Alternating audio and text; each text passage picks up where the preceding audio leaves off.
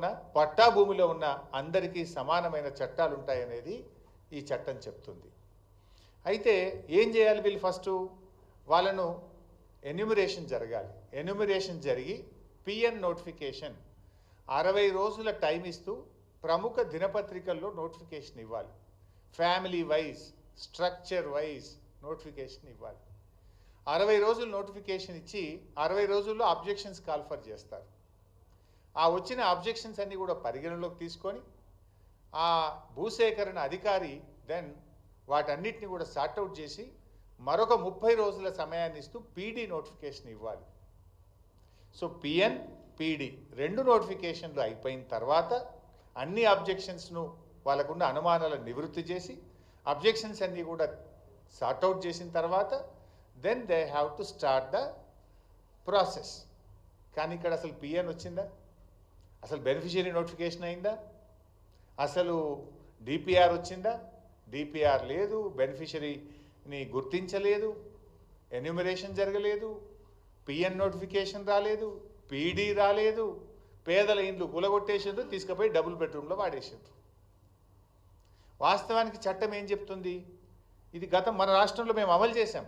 కేసీఆర్ గారి నాయకత్వంలో మల్లన్న సాగర్లో కావచ్చు, కొండపోచమ్మ సాగర్లో కావచ్చు, పాలమూరు ఎత్తిపోతల పథకంలో కావచ్చు, సీతారామాలో కావచ్చు, అనేక ప్రాజెక్టులలో మన రాష్ట్రంలో అమలు చేసి ఉన్నాం. ఏం చేయాల్సి ఉంటుంది ఈ చట్ట ప్రకారంగా? First PN, take the objections and sort it out, then go for PD, take the objections and sort it out. PN, PD అయిన తర్వాత వాళ్ళు ఉంటున్నటువంటి స్ట్రక్చర్, అది గుడిసెనా, గూనె పెంకల ఇల్లా, అది పక్కా ఇల్లా, ఏదైనా కూడా ఆ ఇంటికి R&B లేదా పంచాయతీరాజ్ అధికారులు వెళ్ళి ఆ పాత ఇంటికి ఎంత వాల్యూ ఉంటుందో వాల్యుయేషన్ చేస్తారు. వాల్యుయేషన్ చేసి డిప్రిషియేషన్ కూడా, ఒకవేళ పాత స్ట్రక్చర్ అయితే డిప్రిషియేషన్ తీసేసి దాని నెట్ వాల్యూకు రెండంతల డబ్బును ఆ ఇంటి యజమానికి ఇవ్వాలి. ఇది జరిగిందా మన దగ్గర? నో. పాత ఇంటికి ఇంజనీర్లు ఎస్టిమేట్ చేసి డిప్రిషియేషన్ తీసేసి నెట్ వాల్యూ మీద రెండంతల డబ్బు ఆ ఇంటి యజమానికి ఇవ్వాలి. This is number 1. Number 2, wage loss. అంటే వాళ్ళు ఉపాధి కోల్పోతారు. నిజంగా మూసీలో ఎవరి ఇండ్లు పోయినా ఎక్కువ ఎవరి పోతున్నాయి ఈ నిమిషానికి?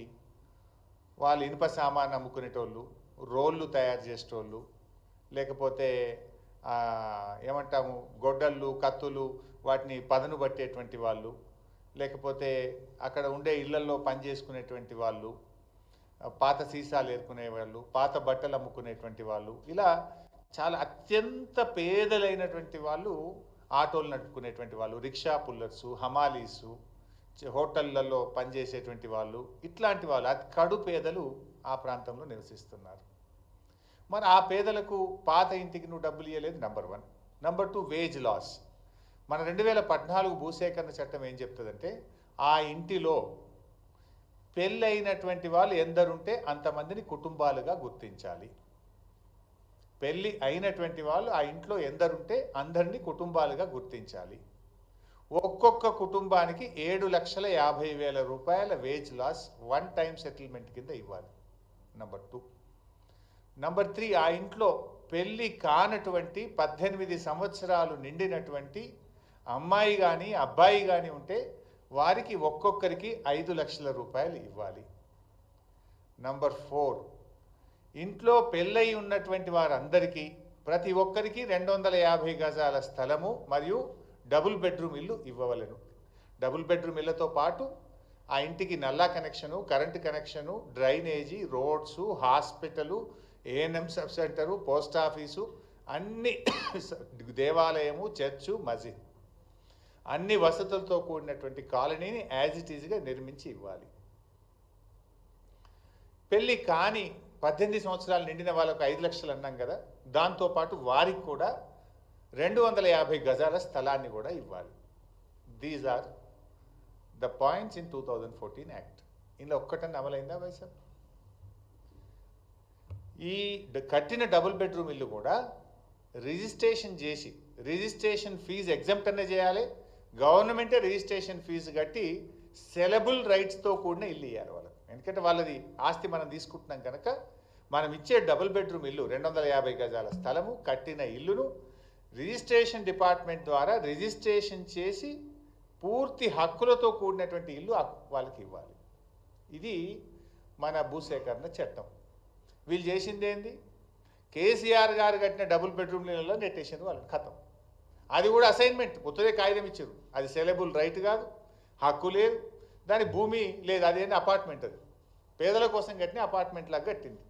రేపు వాళ్ళకి ఏముంటుంది? వాళ్ళకి రైట్ ఏముంటుంది దాని మీద? అంటే నువ్వు మొత్తంగా మోసం చేసినావు. భూసేకరణ చట్టంలో ఏ ఒక్కటి కూడా చేయలేను. బేసికల్లీ పాత ఇంటికి డబ్బులు ఇవ్వలేదు, ఉపాధికి కోల్పోయే వారికి డబ్బులు ఇవ్వలేదు, వాళ్ళకు house site with built house ఇవ్వాలి, అది ఇవ్వలేదు, పెళ్లిగాని పిల్లలకు సాయం చేయలేదు. అంటే ప్రజల్ని మోసం